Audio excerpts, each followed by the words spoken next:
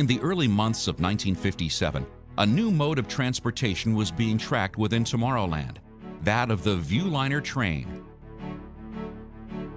Walking along the tracks one day were Roger Brogy, Truman Woodworth, and Bob Gurr. We started this attraction called the Viewliner because laying a railroad is really quick and easy. It's just rails and ties and ballast. And so I designed this cute little locomotive and little cars for that.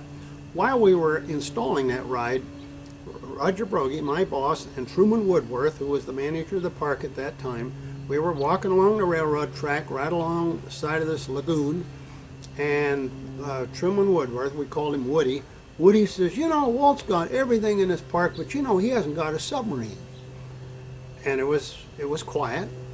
And then, by golly, within about a day, somebody phones me up and says, the charge number for the new submarine project is...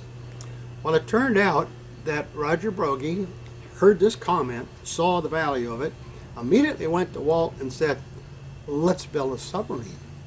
Well, that fit in perfect with the 1959 project where we're going to have the Snow Mountain, which turned out to be the Matterhorn, and then we're going to add the monorail and add the Utopia.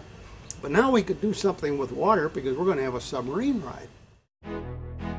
The submarines were built as a flat-bottom vehicle with an MAN 40-horse diesel engine.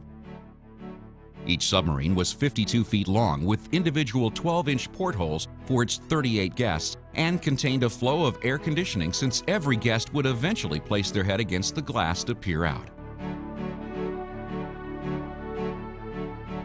To further highlight the submarine attraction, Walt Disney sent out a casting call for mermaids.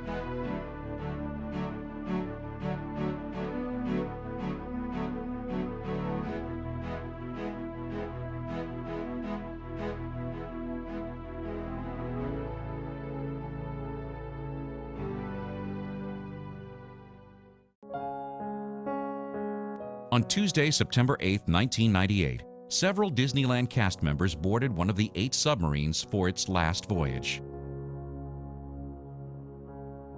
And so the lagoon remained emptied for guests to stroll by, looking into an empty lagoon and remembering an old journey of a Disney sub traveling the open sea.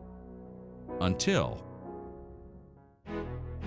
In 2003, Neptune, one of the original submarines, was placed on the track at the old Submarine Voyage station dock and tested. It was announced that the submarines would once again dive into the lagoon with the new title, Finding Nemo's Submarine Voyage.